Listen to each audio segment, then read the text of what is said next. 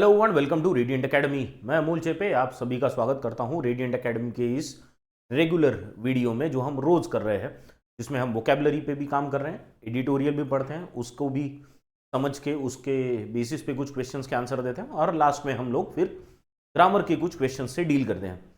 अभी यहाँ ये क्लास शुरू करने से पहले कुछ बच्चों से बात कर रहा था, वहाँ पे एक बच्चे ने पूछा कि सर इंग्लिश का स्कोर नहीं आ रहा है जैसे आना चाहिए, नहीं आ रहा है। आई आस्क्ड हिम कि तैयारी क्या कर रहे हो, what are you doing right now, how are you preparing, what are you doing exactly. तो सर बहुत दिन से कुछ किया नहीं है। अरे कुछ किया नहीं है तो स्कोर कैसे आएगा, कुछ तो करना पड़ेगा ना। आप एक चीज़ ध्यान में रखो, आपको इंग्लिश के लिए बाकी सब लोगों से थोड़ा सा अलग होना है। और थोड़ा सा अलग होना क्या है पता है इंग्लिश में?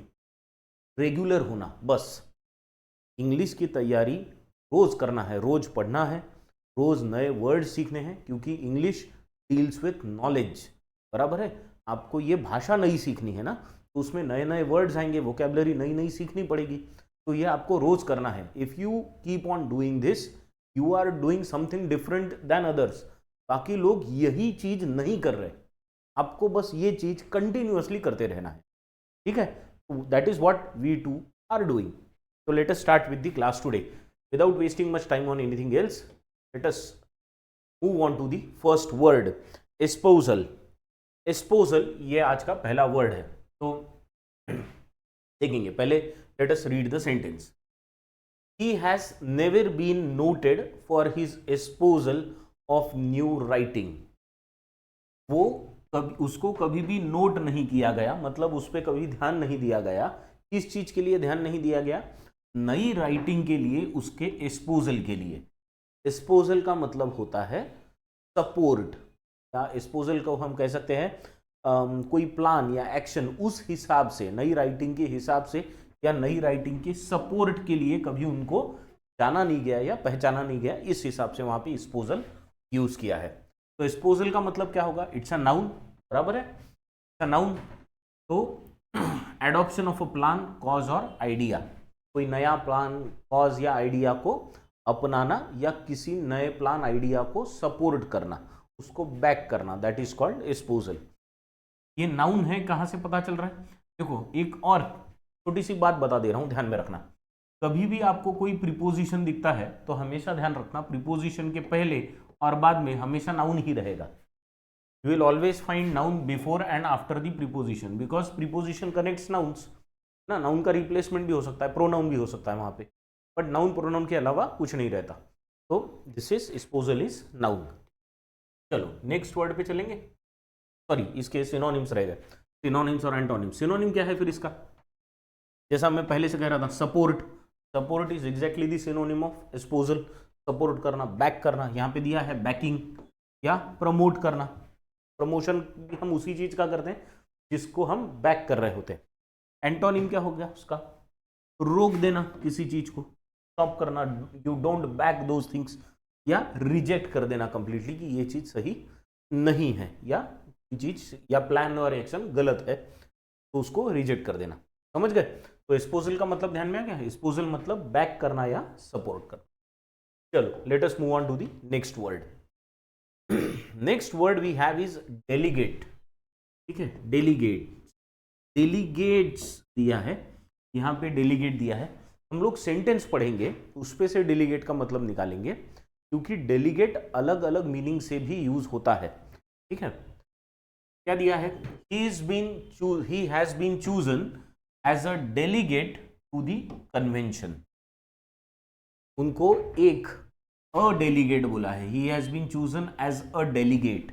तो डेलीगेट मतलब यहाँ पे एक चीज ध्यान में रखना कि अ लगा है, मतलब ये पक्का नाउन है ना। यहाँ पे नाउन के तौर पे उसको यूज किया। एक दूसरा भी वर्ड होता है डेलीगेट, जो वर्ब की तरह यूज होता है। मैं उसके मीनिंग पे थोड़ा बाद में आता हूं, पहले इसको समझ लेंगे। डेलीगेट करके he has been chosen as a delegate to the convention. Convention में उनको एक डेलीगेट करके चूज किया है, बुलाया गया है। अब डेलीगेट का मतलब होता है मेहमान के तौर पे एक तो बुलाया गया है, या फिर किसी का रिप्रेजेंटेटिव के तौर पे बुलाया गया है। ठीक? जैसे डेलीगेट्स मतलब a group chosen to represent others. एक तो वो ग्रुप या कोई पर्सन भी हो सकता है, ग्रुप और पर्सन। ये व्यक्ति भी हो सकता है कोई, है ना। अब यहाँ पे डेलीगेट्स बोला है इसलिए यहाँ पे ग्रुप्स बोला होगा।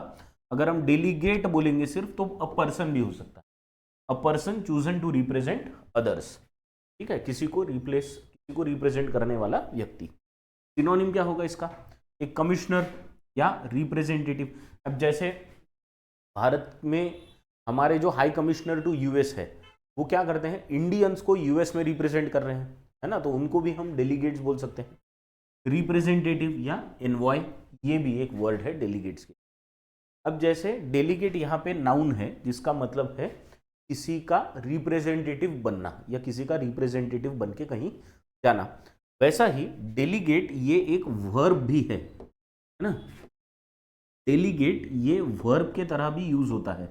अगर ये वर्ब की तरह यूज होगा तो आप बोलेंगे I have delegated my work to my younger brother, मैंने मेरा काम मेरे यंगर ब्रदर को दे दिया है।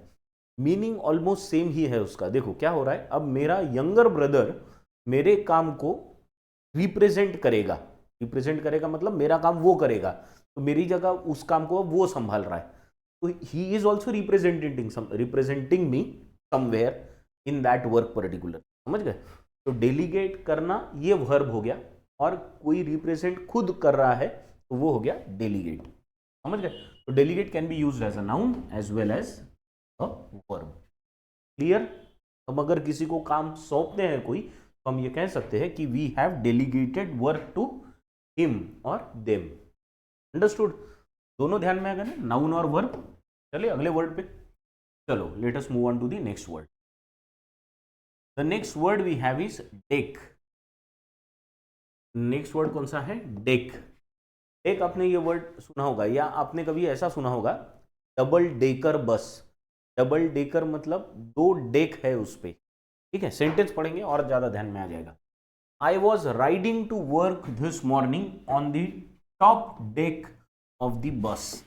बस के टॉप डेक पे मैं आज काम को जा रहा था, है ना। I was riding to work in this morning on the top deck of the bus. Deck मतलब क्या, प्लेटफॉर्म समझ लो। अब बस में पहला प्लेटफॉर्म के ऊपर एक दूसरा प्लेटफॉर्म, वहां पे और कुछ सीट्स होती है, तो डबल डेकर बस अगर आपने देखी होगी तो बराबर, तो टॉप डेक यानी सबसे ऊपर का डेक। शिप में भी अगर आपने देखा होगा तो शिप में भी डेक होता है। डेक यानी प्लेटफॉर्म होता है जहाँ पे लोग आगे बैठते हैं, तो अगर कहीं लंबी क्रूज पे जा रहे हो तो वहाँ पे टाइम स्पेंड करेंगे, तो रूम में करेंगे, अंदर करेंगे, या डेक पे जाएंगे। तो डेक पे जाएंगे मतलब बाहर जाएंगे, उस प्लेटफॉर्म पे जाएंगे। समझ गए, तो डेक का मतलब होता है अ लेवल और a floor of a building और लार्ज व्हीकल और वेसल।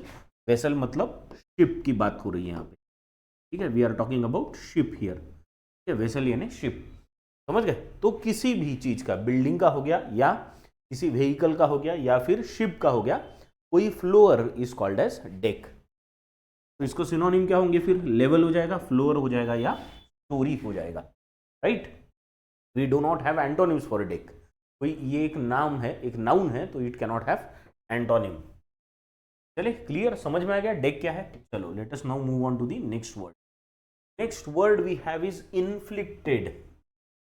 इन्फ्लिक्टेड, ठीक है। चलो इन्फ्लिक्टेड का सेंटेंस पढ़ेंगे। The police say his wounds look as though they were inflicted bye a knife.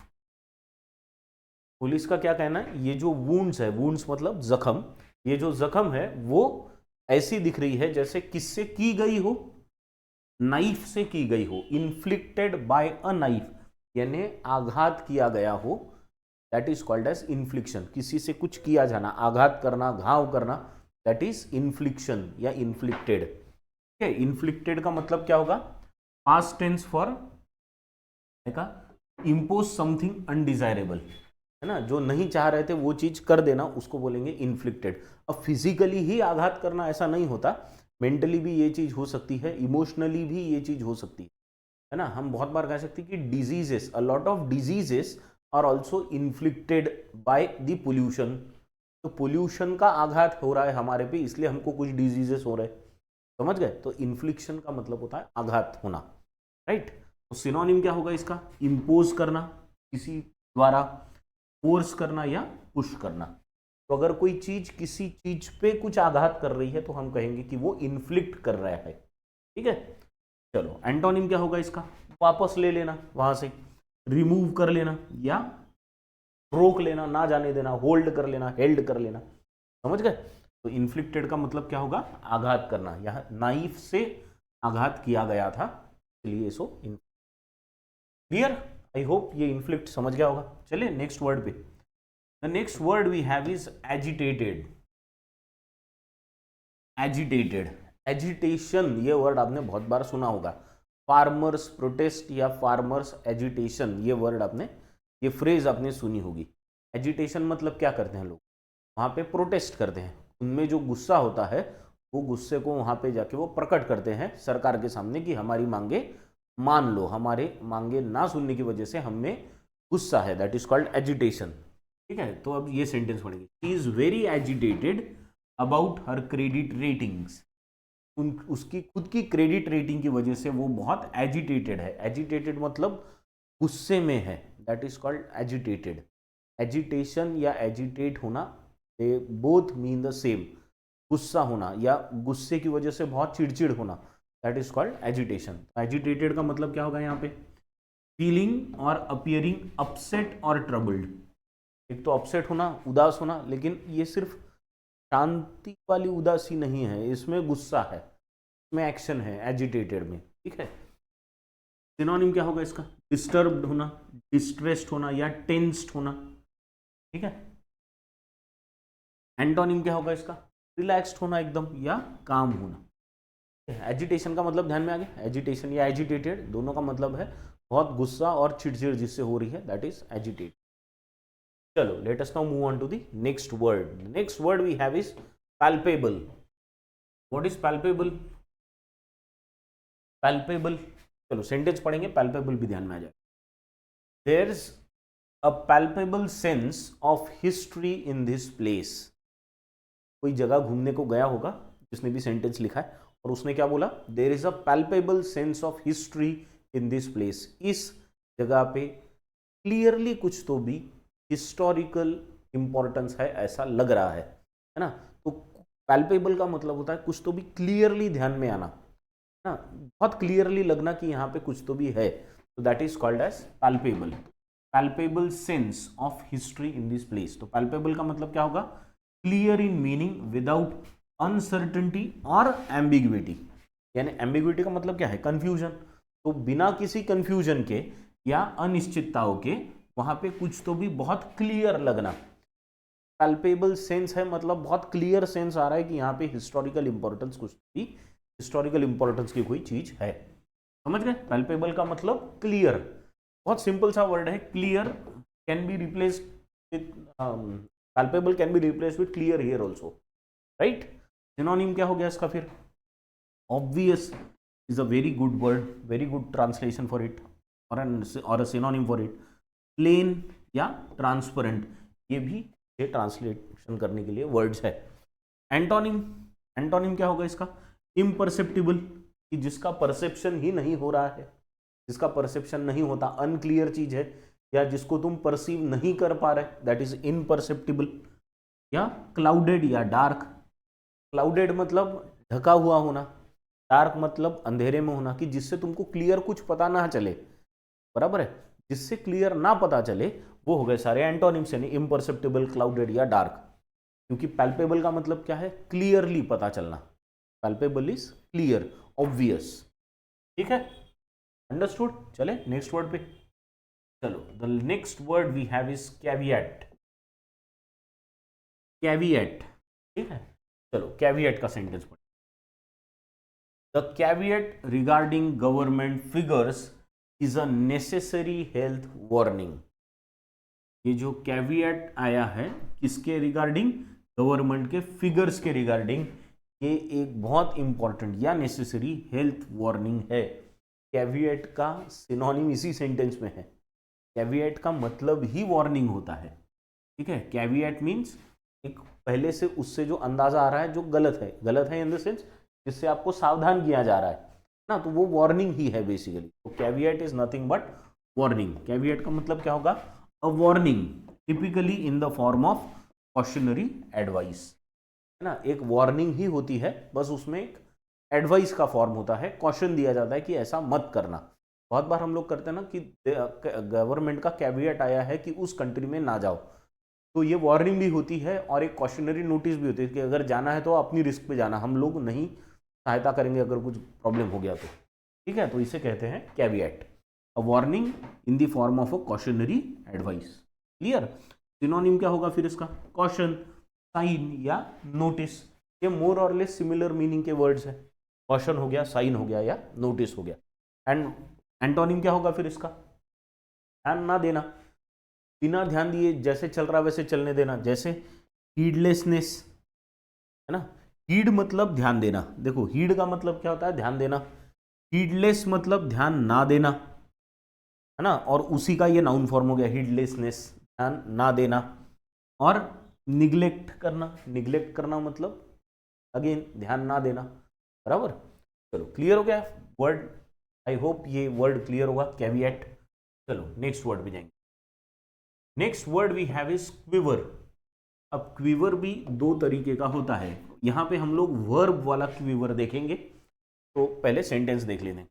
He seemed to quiver at the suggestion, कुछ suggestion दिया और उस पे वो कैसा सीम हो रहा था, कैसा लग रहा था, वो क्विवर होते हुए दिख रहा था या क्विवर होते हुए लग रहा था। क्विवर का मतलब ऐसा एकदम से सडन फीलिंग आ जाना जिससे तुम क्या कहते हैं, कांपना, that is called quiver. Quiver वैसे कलेक्टिव नाउन भी है, बहुत सारी चीजों को होल्ड करने के लिए, जैसे क्विवर ऑफ एरोज भी होता है, अगर एरोज किसी में रखे हो तो उसे हम क्विवर कहते हैं, राइट है। क्विवर ऑफ बोर्ड्स भी होता है। क्विवर ये नाउन के तरह भी यूज होने वाला वर्ड है, लेकिन हम लोग वर्ब वाला क्विवर देख रहे हैं। और क्विवर का मतलब क्या है यहाँ पे? कांपना। इस सेंटेंस में तो कांपना ये वर्ड से क्विवर यूज किया है। तो क्विवर मीन्स टू ट्रेम्बल और shake with slight rapid motion, है ना, स्लाइट और रैपिड मोशन है, मतलब कांपना बेसिकली। तो क्विवर का मतलब क्या है? कांपना। किसी ने कुछ सजेशन दिया और वो सजेशन पे ही कांपने लग गया, राइट, ऐसा सेंटेंस बोल रहा है। सिनोनिम क्या होगा इसका? शेक या वाइब्रेट होना। तो इंसान तो वाइब्रेट नहीं होगा ना, वो क्विवर करेगा। चलो एंटोनिम क्या होगा इसका? स्टेडी रहना, स्टे रहना या remain. Steady is the best antonym for quiver. Steady रहना, काम रहना, रिलैक्स्ड रहना, that is antonym of quiver. ध्यान में आ गया क्विवर? चले अगले वर्ड पे। चलो the next word we have is aegis. Aegis, aegis, है ना, एजेस ऐसा प्रोनाउंसिएशन है। चलो let us read the sentence. The new commissioners will not be legally autonomous. नए जो कमिश्नर्स है वो लीगली ऑटोनॉमस नहीं रहेंगे। ऑटोनॉमस का मतलब क्या होता है? जिनके पास ऑटोनॉमी है, बराबर, ऑटोनॉमी है। तो ऑटोनॉमी जिसके पास होती है वो क्या कर सकता है? वो अपने निर्णय खुद ले सकता है। Someone who can take his decision on his own is called autonomous. और या फिर बहुत सारे कॉलेजेस होते हैं, ऑर्गेनाइजेशंस होते हैं जो अपना निर्णय खुद ले सकते हैं, उनको हम बोलेंगे ऑटोनॉमस। तो कमिश्नर जो है वो लीगली ऑटोनॉमस नहीं है क्योंकि वो अपने डिसीजन खुद नहीं ले सकेंगे। And will remain under the aegis of primary care trust. Primary care trust के अंडर रहेंगे वो। तो under the aegis of the primary care trust मतलब क्या? वो प्राइमरी केयर ट्रस्ट के देख रेख के अंदर रहेंगे, कंट्रोल के अंदर रहेंगे, ऐसा उसका मतलब है, ठीक है। तो एजिस का मतलब क्या होगा? द प्रोटेक्शन, बैकिंग और support of a particular person और ऑर्गेनाइजेशन।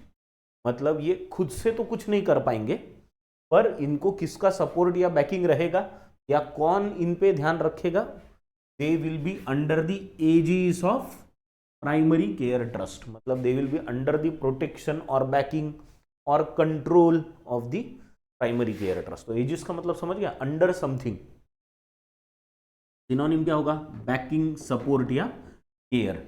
अगर आप इसको एक बेटर वर्ड कंट्रोल भी यूज कर सकते हो, आप किसी के कंट्रोल के अंदर हो, बरोबर है, यानी वो बड़ी चीज है आपके ऊपर, आप उनके अंडर रह के काम कर रहे हो, तो you are under the aegis of something. Antonym क्या होगा इसका? अपोजिशन, अगेंस्ट या निग्लेक्ट। फिर से किसी के अंडर हो या किसी को अपोज कर रहे हो तो वो उसका एंटोनिम हो सकता है, किसी के अगेंस्ट काम कर रहे हो। क्लियर, समझ गया ये? एजेस का मतलब, एजेस मतलब यू आर अंडर समथिंग और समवंस कंट्रोल। चलो नेक्स्ट वर्ड पे चले। Next word is Gaff. Gaff है ना, दिखने में गैफे लग रहा है लेकिन गैफ ही है इसका प्रोनाउंसिएशन। प्लूरल हो गया तो गैफ्स कर सकते हैं। His comments are a major diplomatic gaffe. उसके जो कमेंट्स है वो एक मेजर डिप्लोमेटिक गैफ है। गैफ का मतलब होता है अब कुछ भी बोल देना, यानी गड़बड़ सा कुछ तो भी गलत बोल देना। स्पीच दे रहे हैं और स्पीच के वक्त मुझे बोलना है जेलेंस्की और मैं बोल दूं पुतिन, तो ये एक गैफ हो जाएगा, बराबर है? यानी जो बोलना होता है वो छोड़ के कुछ तो भी अलग ही बोल देना, है ना। स्लिप ऑफ टंग बोलते हैं ना हम लोग बहुत बार कि अरे यार वो गलती से मुंह से निकल गया।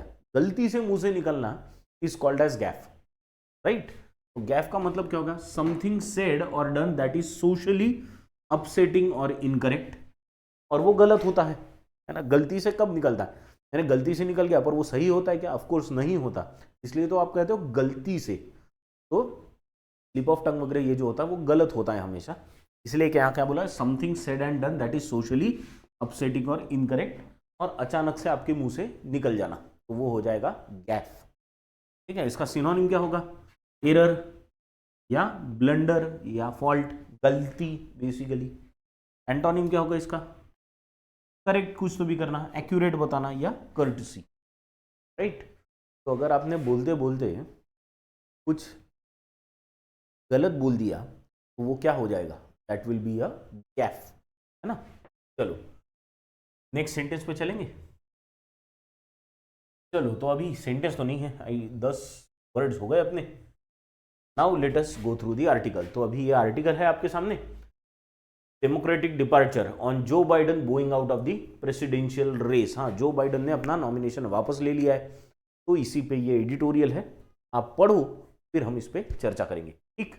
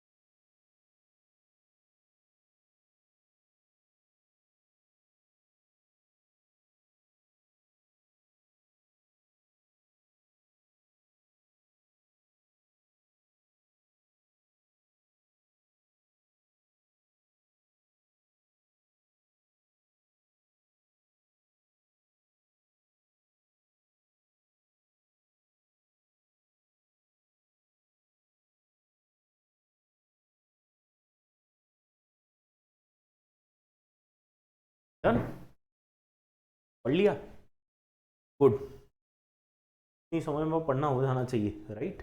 चलो, let us now read together. क्या बोला है? Democratic departure on Joe Biden's going out of the presidential race. वो प्रेसिडेंशियल रेस बाहर हो गए, उन्होंने अपना नाम वापस लिया। With less than 4 months to go before 2024 US elections and less than 1 month ahead of Democratic Party's convention, क्या कहा है? सिर्फ 4 महीने बचे हैं यूएस के इलेक्शन के लिए और 1 महीने से भी कम बचा है, लेस देन 1 मंथ बचा है। किसके लिए? Ahead of democratic parties convention. Democratic party मतलब वो पार्टी जिससे जो बाइडेन उम्मीदवार थे, नॉमिनी थे, राइट। तो उनका कन्वेंशन, वो सारे लोग मिलते हैं, उनके सारे डेलीगेट्स मिलते हैं उससे 1 महीना पहले। इनकम्बेंट, इनकम्बेंट का मतलब है जो अभी है, अस्तित्व में जो अभी है वो, एग्जिस्टिंग, ठीक है, इनकम्बेंट। एंड एक्सपेक्टेड नॉमिनी, और जो नॉमिनी होने वाले थे वो, of his party president Joe Biden 81, is 81 right now, has quit the race and in doing so, उन्होंने रेस क्विट कर दी, and in doing so has endorsed, endorsed यानी नाम आगे करना, किसी को बैक करना, किसी को सपोर्ट करना, ठीक है। एंडोर्स मतलब है ना, किसी के पीछे खड़े होना। Endorsed his running mate vice president Kamala Harris. Kamala Harris का नाम उन्होंने आगे किया, खुद का नाम वापस लिया और कमला हैरिस का नाम आगे किया फॉर द प्रेसिडेंशियल टिकट की। इन्हें अभी प्रेसिडेंट के पद का एक नॉमिनी बनाया जाए। Mister Biden's exit comes after months of Democrats calling for him to step down after his public gaffes and fumbles thought to be linked to his age. Mister Biden का exit उस चीज के बाद आया है जब से डेमोक्रेट्स मतलब उनके पार्टी के लोग, कॉलिंग फॉर हिम मतलब उनको बोल रहे थे कि उन्होंने स्टेप डाउन करना चाहिए, मतलब अपना नाम वापस लेना चाहिए।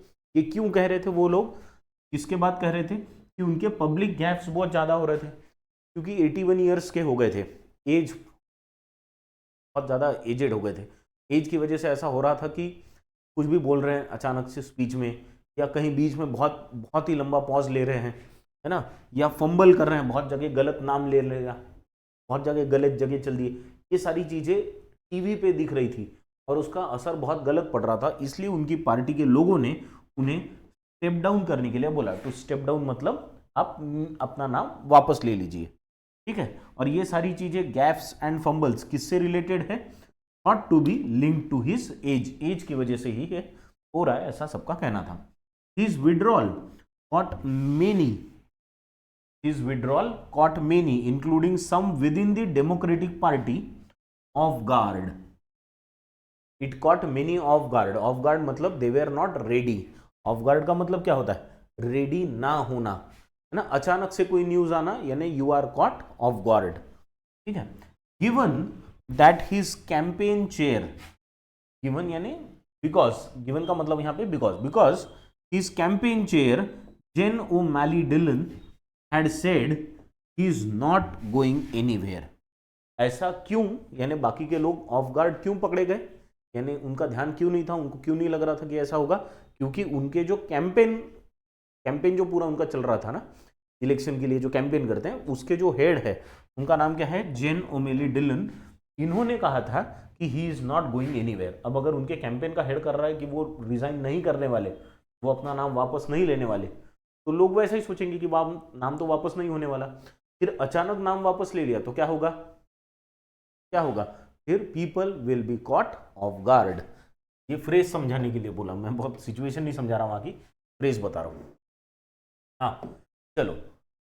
This resolute stance is said to have baffled senior party lawmakers. ये जो रिजोल्यूट स्टैंड था, रिजोल्यूट मतलब अपने इस पे दृढ़ता से खड़े रहना, है ना, दृढ़ता, दैट इज रिजोल्यूट। ये रिजोल्यूट स्टांस मतलब खड़े रहना, is said to have baffled यानी कंफ्यूज करके रख दिया था, है ना, जिससे लोगों को कंफ्यूजन बहुत ज्यादा हो रहा था। तो सीनियर पार्टी लॉ मेकर्स यानी उन्हीं के पार्टी के सांसद जो लोगों द्वारा चुन के आए थे, उनमें बहुत कंफ्यूजन था कि ये क्यों अड़ रहे हैं, ऐसे अड़े हुए क्यों हैं। Who, especially after mister Biden's disastrous performance. अब किसके बारे में बात हो रही है? लॉ मेकर्स के बारे में, जो क्या कर रहे थे after Biden's disastrous performance when he went toe to toe with Republican rival and former president Donald Trump. जब मिस्टर बाइडन का बहुत डिजास्ट्रस परफॉर्मेंस था, क्या होता है यूएस के इलेक्शन में प्रेसिडेंशियल डिबेट्स होती हैं, है ना। तो सीएनएन पे हुई प्रेसिडेंशियल डिबेट, जहां पे एक साइड जो बाइडन थे और दूसरी साइड डोनाल्ड ट्रंप थे, इन दोनों के बीच में चर्चा हुई, डिबेट हुई, और उस डिबेट में जो बाइडन का परफॉर्मेंस एकदम डिजास्ट्रस था। ठीक है, इसकी वजह से क्या हुआ, ये जो lawmakers are said to have privately conveyed, इन्होंने क्या किया, प्राइवेटली कन्वे किया, यानी सबने जाके प्राइवेटली बोला to the president that he ought to make way for stronger candidate. He ought to का मतलब होता है जिम्मेदारी से करना, ये तुम्हारी जिम्मेदारी है अभी, ये तुम्हें करना चाहिए। क्या करना चाहिए? टू मेक वे, यानी दूसरों को रास्ता दो, आप जरा साइड हटो, एक स्ट्रॉन्गर कैंडिडेट को आगे आने दो। If the Democrats were to have a reasonable chance in the polls, अगर आपको ऐसा लगता है कि डेमोक्रेट्स को इलेक्शन में कुछ तो भी चांस होना चाहिए, अगर ऐसा को लगता है तो आप जरा बाजू में हट जाओ और किसी अच्छे कैंडिडेट को आगे आने दो, राइट। तो this is what was told by lawmakers to the incumbent president of America. Clear? यहां तक क्लियर है? चलो next part, go through it, read it quickly.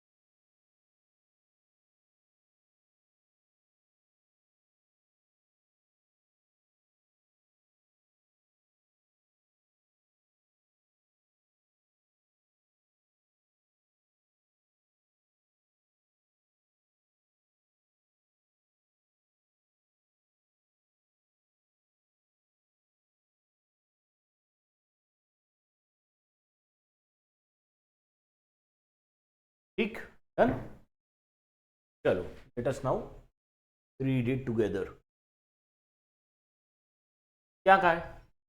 While the final tally of delegates, delegates का meaning हमने पहले ही देखा है, delegates मतलब मेहमान या ऐसे लोग जो रिप्रेजेंट करते हैं किसी को। तो अब डेमोक्रेटिक कन्वेंशन किसके डेलीगेट्स हैं? At the democratic convention. तो ये जो डेमोक्रेटिक कन्वेंशन के डेलीगेट्स रहेंगे वो लोगों को रिप्रेजेंट करने वाले लोग रहेंगे। Will determine which candidate ultimately wins the party's nomination. अब क्या होगा? डेमोक्रेटिक कन्वेंशन में एक्चुअली डेलीगेट्स वोट करेंगे और उस वोटिंग के बेसिस पे डिसाइड होगा कि नया इनका नॉमिनी कौन रहेगा for the election. The odds look increasingly strong.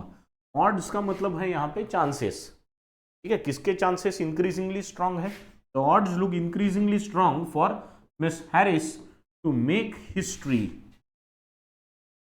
ना, कमला हैरिस के लिए यहां पे चांसेस बहुत स्ट्रांग है as the US first ever Indian origin and person woman of colour. Woman of colour, woman of colour का मतलब क्या होता है? ब्लैक पर्सन, है ना? या इंडियन ओरिजिन वालों का जो अपना जो कलर है वो colour we are called as person of colour. वो तो पहली पर्सन ऑफ कलर तो नहीं रहेंगी पर पहली person and woman of colour रहेंगी, ठीक है? समझ गए ना? तो पहली इंडियन ओरिजिन वाली तो रहेंगी पक्का, और पहला person and woman of colour रहेंगी nominee for president. And the second woman following Hillary Clinton's run against mister Trump in 2016।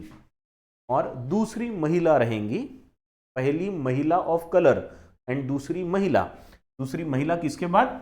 Hillary Clinton के बाद, जिन्होंने 2016 में ट्रंप के अगेंस्ट इलेक्शन लड़ा था और वो हार गई थी, वहां पे डोनाल्ड ट्रंप जीते थे।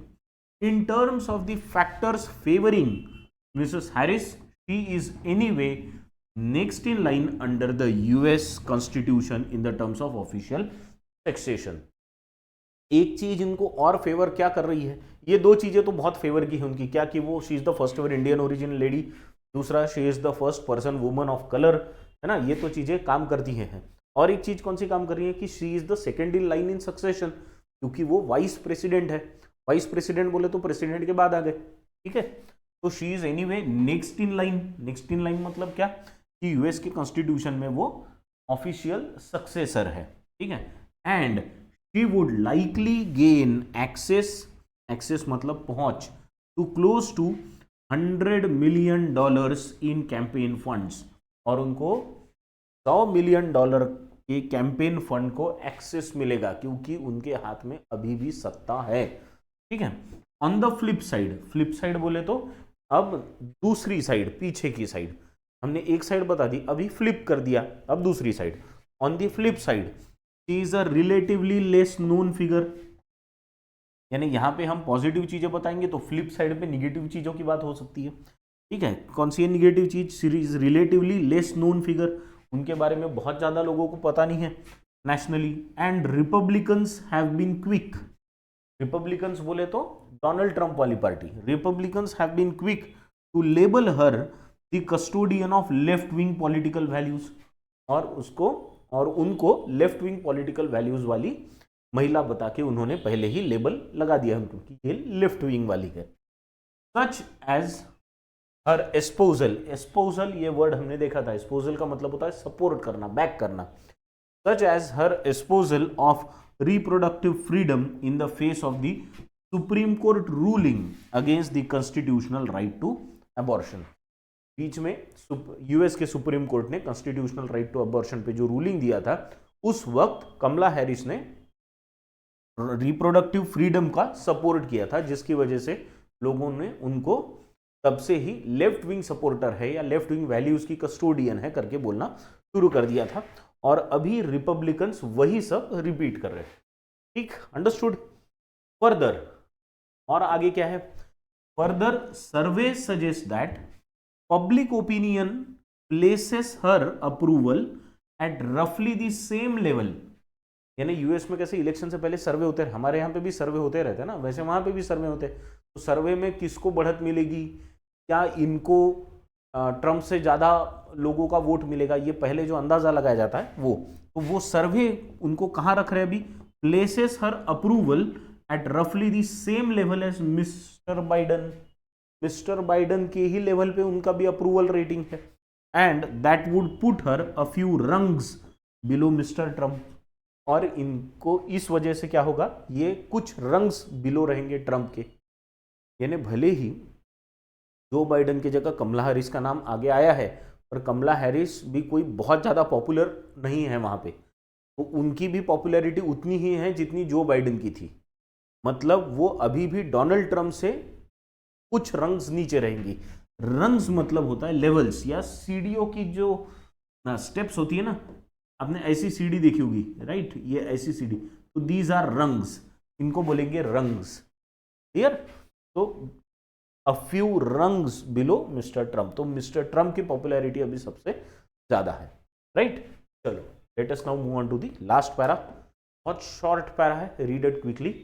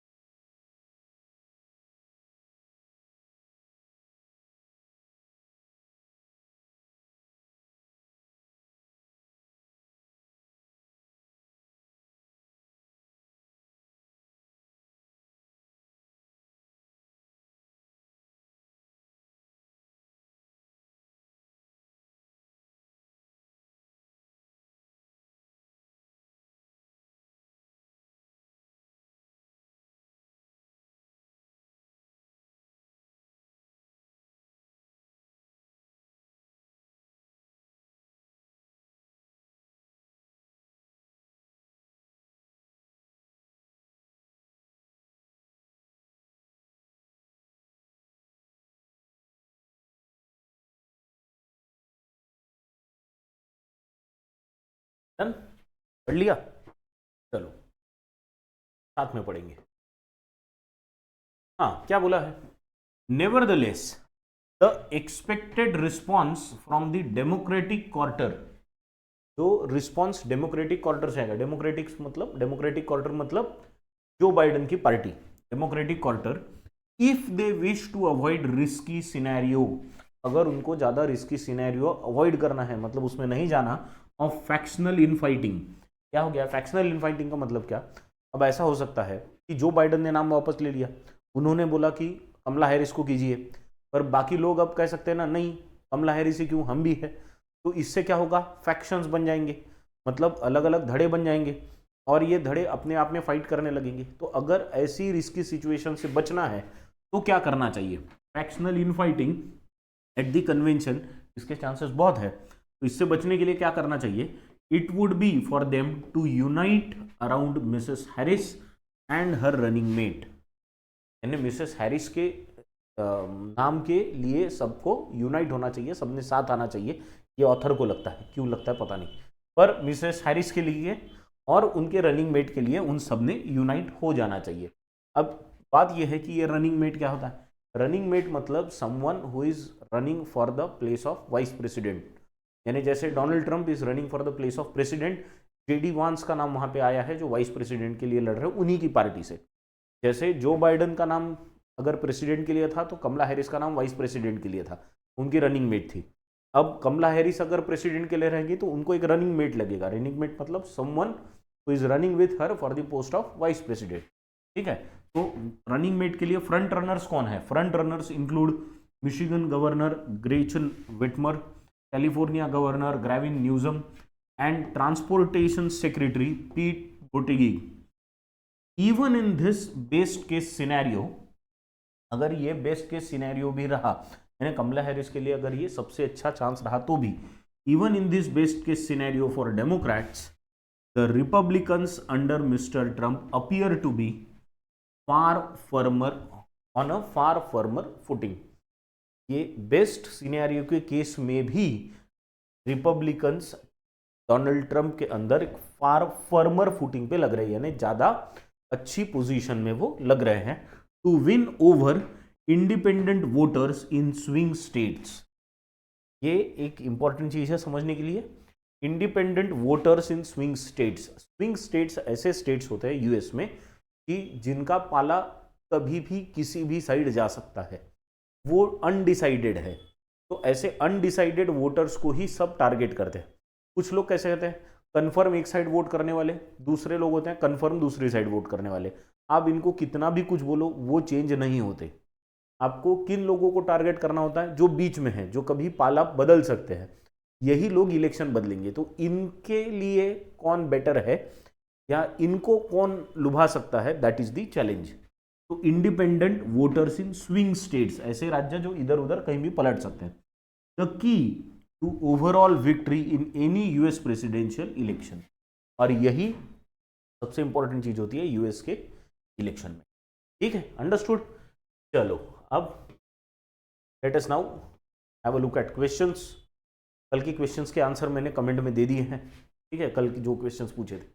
आज का क्वेश्चन है, which was the final event that made the senior Democrat lawyers to ask Biden to step down. वो कौन सा इवेंट था आखिरी जिसकी वजह से सीनियर जो लॉ मेकर्स थे, लॉयर्स नहीं थे, लॉ मेकर्स डेमोक्रेटिक पार्टी के, उन्होंने बाइडेन को कहा कि भाई स्टेप डाउन, है ना। वो कहाँ हुआ था ये जरा आपको बताना है option. Next second question, according to the passage why are the chances of Kamala Harris getting support of delegates high. Delegates का सपोर्ट कमला हैरिस को मिलेगा कन्वेंशन में, इसके चांसेस हाई क्यों है, इसका आंसर आपको बताना है। Third, which of the following word has same meaning to the word incumbent. Incumbent का आपको सेम मीनिंग वाला वर्ड यहां पे बताना है। नेक्स्ट क्वेश्चन आपके लिए है, which of the following options has the same meaning as the phrase in the bold. Bold में जो फ्रेज दी है वो है to make way. To make way का सेम मीनिंग वाला ऑप्शन कौन सा है वो आपको चूज करना है। And final question to you is, why is Kamala Harris labelled as left wing by the Republicans or left wing custodian by the Republicans। तो इन 5 क्वेश्चन के आंसर्स आपको कमेंट बॉक्स में देने हैं। आप वो कंटिन्यूअसली कर रहे हो, which is a good thing. चलो let us now come to the final part, जहां पे हम एरर डिटेक्शन के कुछ क्वेश्चंस देखेंगे। First sentence we have is, security firms would get prosecuted for a breach of their duty if they do not introduced adequate procedures to protect children from harm। मैंने पढ़ लिया पहले, लेकिन ये आप फिर से पढ़ो, फिर हम इसका आंसर देखेंगे। Read it.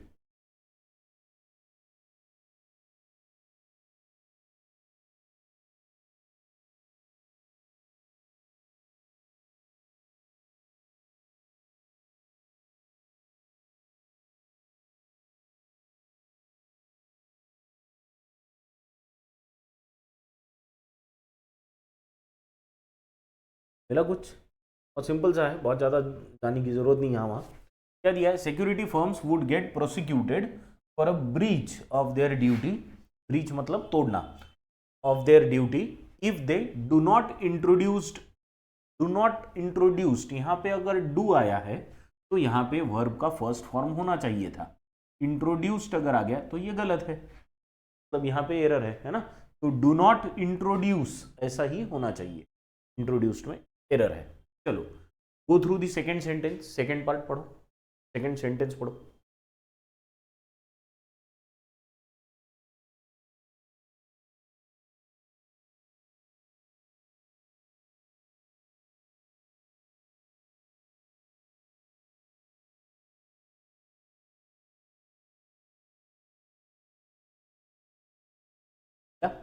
क्या दिया है, scientists have found that life was creeping and crawling about the earth 1.5 billion years early than previously thought। अब early और then ये मैच नहीं हो रहा। क्यों नहीं हो रहा? क्योंकि अगर then यूज किया मतलब हमको कंपैरेटिव डिग्री चाहिए, बराबर।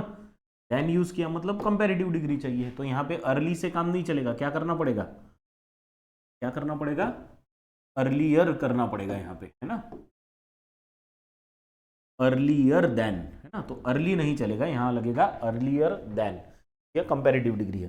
अगर कल का क्लास किए होंगे तो कल के क्लास में हमने देखा था एक वर्ड, कल का या परसों का, आई डोंट एग्जैक्टली रिमेंबर, लेकिन वहां पे वर्स ऐसा वर्ड आया था, वर्स, तो हमने बोला था कि अगर वर्स है तो आगे देन होना चाहिए था, देन नहीं था, और इसीलिए हमने वहां पे वर्स्ट ये सुपरलेटिव डिग्री यूज की थी, क्योंकि वहां पे द लिखा हुआ था, है ना। यहाँ पे देन है, इसलिए यहाँ पे हमको कंपैरेटिव डिग्री वाला वर्ड चाहिए, तो अर्ली का कंपैरेटिव क्या होगा, अर्लियर, राइट। चलो गो थ्रू दी थर्ड सेंटेंस, तीसरा पढ़ो।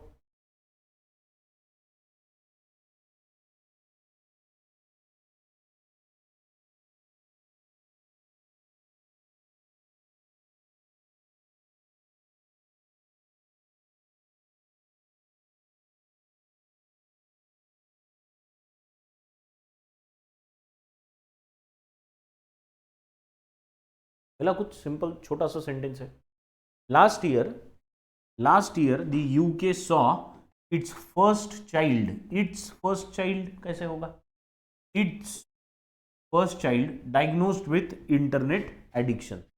अब यहाँ पे जो इट्स है, आई टी एपोस्ट्रॉफी एस दिया है, आई टी आई और टी एपोस्ट्रॉफी और एस अगर लगा तो उसका मतलब होता है इट इज, है ना।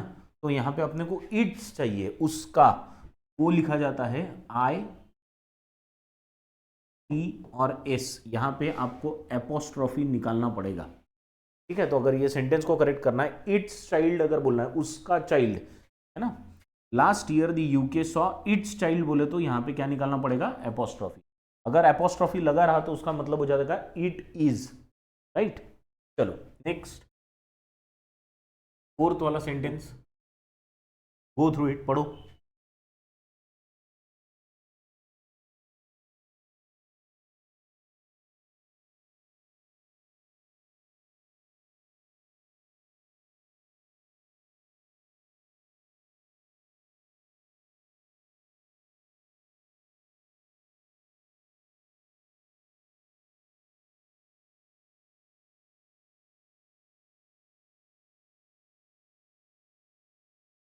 ये मीनिंग नहीं लग रहा है ना, क्यों नहीं लग रहा है मीनिंग बराबर, क्या दिया है, smartphone cameras can now take pictures of near professional quality, near बहुत अच्छी प्रोफेशनल क्वालिटी के आसपास वो फोटोज लेने लगे हैं, तो दे हैव लिमिटेशंस, इसलिए उनमें लिमिटेशंस है, ऐसा तो नहीं बोलेंगे अपन, लिमिटेशंस मतलब कमी है कुछ, अब इतनी अच्छी क्वालिटी की अगर फोटो ले रहे हैं तो कमी कहाँ है, तो यहाँ पे इसलिए उनमें लिमिटेशंस है नहीं, फिर हम क्या कहेंगे, but they have limitations, but they also have limitations, और but they have limitations too, ऐसे बोल सकते हैं, राइट। तो यहाँ पे आएगा बट, क्योंकि देखो क्या हो रहा है, यहाँ पे इसके पहले ये जो सेंटेंस है वो अच्छी बात बता रहा है स्मार्टफोन कैमरास के बारे में, और ये जो चीज है वो कमतरता बता रहा है, कमी बता रहा है, बराबर। तो बट ये ऐसा कंजंक्शन है जिसके पहले और जिसके बाद में हमेशा अपोजिट्स आएंगे, तो यहाँ पे आपको अपोजिट्स दिख रहे हैं, this is telling us about the good quality, this is telling us about the limitations और नॉट गुड क्वालिटी, तो यहाँ पे कंजंक्शन कौन सा आएगा, बट, है ना, सो की जरूरत नहीं है, बट आएगा। चलो लास्ट फिफ्थ,